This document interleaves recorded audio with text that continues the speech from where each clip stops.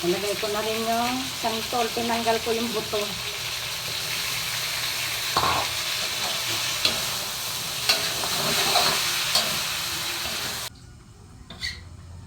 Ito na yung santol, oh.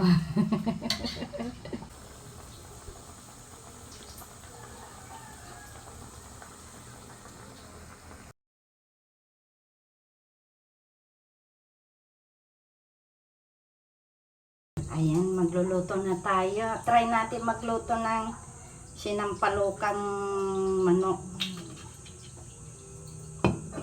Try natin magluto sinampalukang manok. Ilagay ko muna yung manok. Sangkot ko yung manok.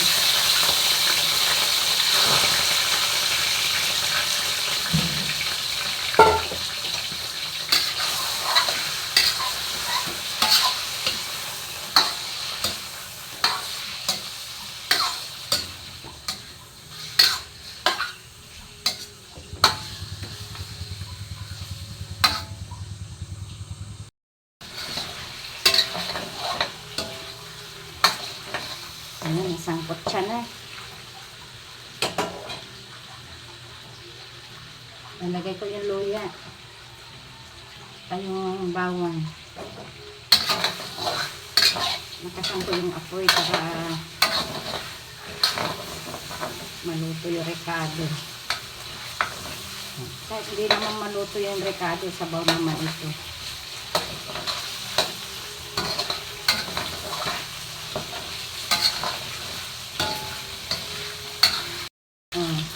Luyas.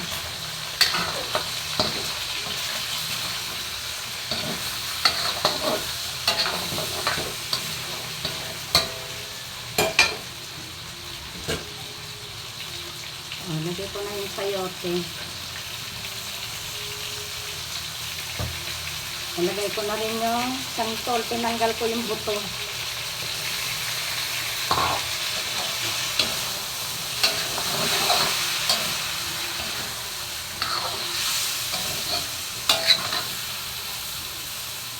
Ang bango.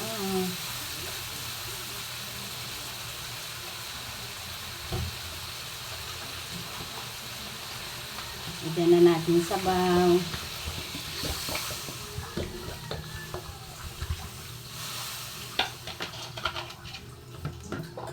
Tayin lang natin kumulo.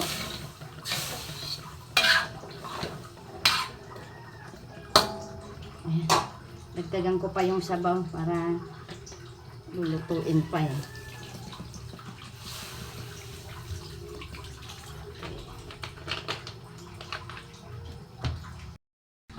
Tingnan na natin. Santol na yung amoy. Ang bango. Ayan.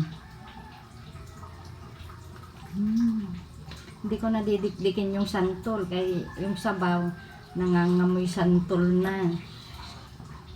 Yan, antayin lang natin maluto maigi.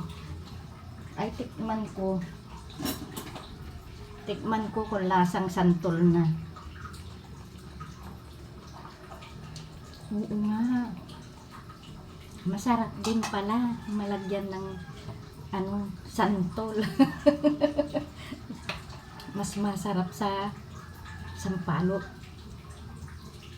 Lagyan ko na ng patis sa 2, 3. Oh, sus. Ang bango. Ilagay ko na yung chicken cubes. Ilagay ko na yung sili. Yan, takpan ko muna.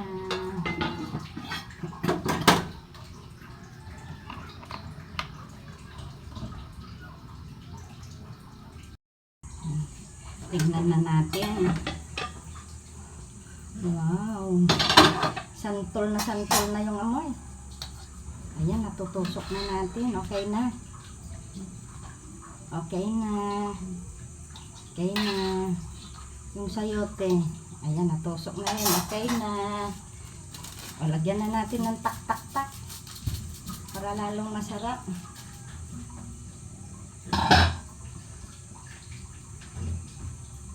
Lagay na natin dahon ng sili. Ilubog lang natin, luto na.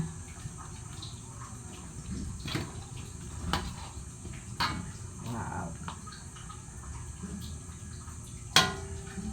Takpan natin na maluto yung sili.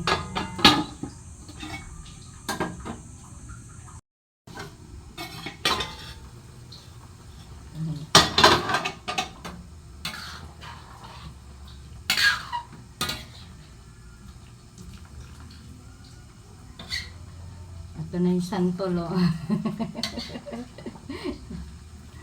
Pwede nga rin pang-asim yung mangga, eh. Next time, try natin yung mangga. Luto na. Yung sabaw ng sinantolang manok.